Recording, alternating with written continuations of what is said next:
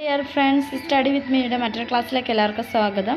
നമ്മൾ പഠിച്ചുകൊണ്ടിരുന്ന SCERT പാഠപുസ്തകത്തിലെ 5ാം ക്ലാസ്സിലെ 2ാമത്തെ ചാപ്റ്റർ ആയിരുന്നു.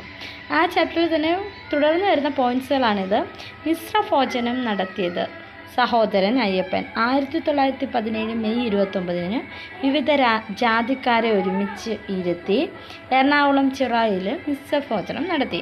അതായത് ഭക്ഷണ വിതരണത്തിലോ അല്ലെങ്കിൽ ഭക്ഷ്യ സമ്പ്രദായത്തിലോ അല്ലെങ്കിൽ ഭക്ഷണ വിതരണത്തിലായാലും ഒന്നിച്ചിരുന്ന് വിവിധ ജാതിക്കാർ കഴിക്കാൻ പാടില്ല എന്നുള്ളവരുന്ന് അസമത്വത്തിനെതിരെ ചോദ്യം ചെയ്യുകയായിരുന്നു ഈ മിശ്രഭോജനം എന്ന പ്രോഗ്രാമിലൂടെ സഹോദരൻ അയ്യപ്പൻ എടുത്തു കാണിച്ച സാമൂഹിക പരിഷ്കരണ പ്രവർത്തനം. അതേപോലെ തന്നെ ബ്രിട്ടീഷ് ഭരണകാലത്ത് 1943 ബംഗാളിലും ഭക്ഷ്യക്ഷാമം രൂക്ഷമായിരുന്നു. ക്ഷാമം ശക്തമാവാനുള്ള 2 കാരണങ്ങളുണ്ട്. ഒന്ന്, ബ്രിട്ടീഷ് ഗവൺമെൻറ്റിൻ്റെ വളരെ അധികം നമ്മുടെ രാജ്യത്തെ ചൂഷണം ചെയ്തുകൊണ്ട് പോകുന്നത്. അത് കാരണം നമ്മുടെ രാജ്യത്തെ ജനങ്ങൾ പട്ടിണിക്കാവുകയും അതേസമയം തന്നെ കാലാവസ്ഥാപരമായിട്ട് ശക്തമായ കൊടുങ്കാറ്റ് കാരണം നെൽകൃഷി നശിക്കാനൊരു കാരണവും ഉണ്ടായി.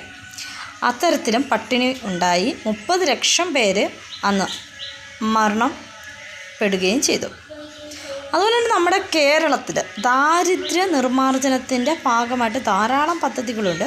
അതിൽ എടുത്തു പറയേണ്ട ഒന്നാണ് കുടുംബശ്രീ മിഷൻ. ദാരിദ്ര്യ നിർമ്മാർജ്ജനത്തിനായി കേരള സർക്കാർ നടത്തി വരുന്ന വിവിധതരം ദാരിദ്ര്യ നിർമ്മാർജ്ജന പ്രവർത്തനങ്ങളിൽ ഏറ്റവും ആദ്യം രൂപം കൊണ്ടതോ അല്ലെങ്കിൽ അതിനു വേണ്ടിയുള്ള പദ്ധതിയായിട്ട് നമ്മൾ അറിയപ്പെടുന്നതോ ആയിട്ടുള്ളത് കുടുംബശ്രീ മിഷനാണ്.